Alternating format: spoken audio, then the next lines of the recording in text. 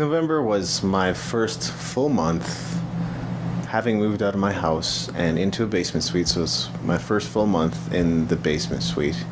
And I kind of experienced a degree of freedom that I really just hadn't in a long time. I think sometimes when you possess something like a house, you don't even realize how much mind space it can take up. And so really what it ended up being was clarity. So much more clarity. When there isn't so much money just kind of flying out of your bank account all the time, all of a sudden it frees up so much mental resource that was maybe otherwise occupied by other things. And I have to say the feeling is a little strange because I have memories of being in the house and the memories of my roommates and my friends and all the things that happened in that house. Simultaneously, I feel like I've never been there. And so it really kind of coincides with this feeling of I should have moved out of my house sooner, possibly. And 2011 was sort of an extension to maybe the time that I felt like I should be selling my home. And I was allowed to remain there for another year, in a sense. For some of you with maybe don't have spiritual background or perspective, that might be a little harder to understand. For me, it's just, I was allowed to be there for one more year because of God's favor in my life, and that's kind of how I felt. But 2011 was such a strange and difficult year in the sense of, having 5 jobs and then realizing that wasn't really getting me any further ahead, and ultimately leading to a refinance of my home. So like the first half of the year was kind of this struggle and these hard times, and then the second half of the year was excitement and new things in my life. And a flip really switched in my brain, I guess, when I had listened to a particular audio program. That's why I talk so much about reading books and listening to audio programs, because you don't really know the cumulative impact they can have in your life. I think, those breakthrough moments can sometimes be kind of rare, but they can only come as a result of ongoing study and application of the knowledge that you gain through those things. I'm definitely not saying I'm the best at it. I kind of work on this stuff every day, and as I learn more about business and business mentality and what that looks like, I realize how far I was from measuring up as an entrepreneur. And maybe it's not quite as as far as I perceive it to be, but at the same time, there's that dedication, that sacrifice, that focus that so many successful entrepreneurs have, and that's what I'm building towards, I think, ultimately. So just so much more clarity in November.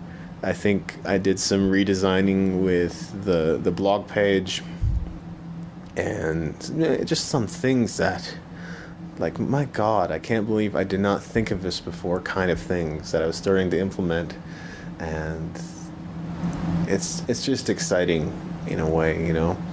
I've come to the realization also that I can probably reasonably only focus on 2 or 3, maybe 4 things at any given time, and also beginning to implement that a little bit more. So there's 2 things in those slots that are already kind of occupied. So the question is what to do with the 3rd thing, and I have tons of 3rd things.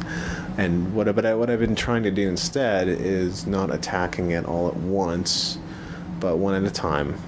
And so when you don't see updates or huge amounts of new content being released by me, don't get too worried, because there's some stuff on the way. Obviously, the 3rd thing that I'm working on in my life right now has to remain priority. And that is sort of backed up by this thought that I don't really want to reward myself by jumping on other projects. I think there's maybe something that mentally happens when I, leave one project to go work on another one without the first one being finished. There's I think there might be a little bit of a reward mechanism that happens when I do that, and so as soon as you kind of feel that reward, all of a sudden it maybe sends signals to your brain that it's already finished, even though it's not. These are just some theories that I've been hypothesizing and speculating on a bit. But I think, the point is kind of clear, just that there's only so many things one can focus at any given time, and I'm trying to limit those things a little bit more. And so really the freedom that I experienced in November was kind of, this release of financial pressure, obviously. There weren't so many things, again, money flying out of my bank account, not so many things that I had to pay for, and just realizing, man, this is so much, this pace of life makes so much more sense. And I'd already sort of thought too, like, man, as a musician, and I believe I'm walking more and more towards becoming an entrepreneur right now than being a musician, because the path I've chosen is to take care of finances first before I pursue more music. And I don't want to say like music is a selfish pursuit, because that's not entirely true, but things I want to do can't always be at the forefront either. I think that's what I'm realizing, because I want to add more value to people, and that's a mission in my life to try and do that every day, even in small ways. Say thank you to people, write thank you notes, send email encouragements, keep people accountable, see how they're doing with their latest project, giving them a phone call, sending them a text. Again, not saying I'm perfect at any of those things, but that's kind of where my mindset has shifted, because I think when you kind of have a sense that your personal freedom is okay, like your personal finances are okay, you begin to look to solving other people's problems, or at least I do. That it all depends on what your outlook on life is and what you see your ultimate purpose to be. I think there's no better thing I can do than helping solve other people's problems and adding value to them. And so more and more that is becoming an overarching focus, no matter what it is that I put my hands to do with various projects and businesses, is really how do I add the most value to people.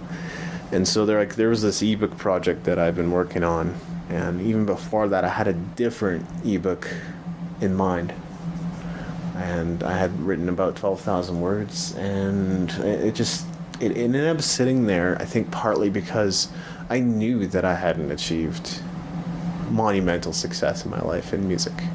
I've been able to create a living. I've had some great experiences. I've recorded CDs. I've done some session work. I've even done some production work. And that's all been great. But I didn't feel like I could kind of... The direction that the original ebook that was taking, it just felt off. It didn't feel quite right. And there might be a time in the future where it is right, but it's not right now. And so when I began working on a second ebook project, I sort of took a little more of a conversational and personal approach, and that felt right. That felt right to me in contrast to the other project that I was working on. And that's really, that's the third project in my life right now is this ebook. Which is, I don't think, is too far from completion, which is very exciting.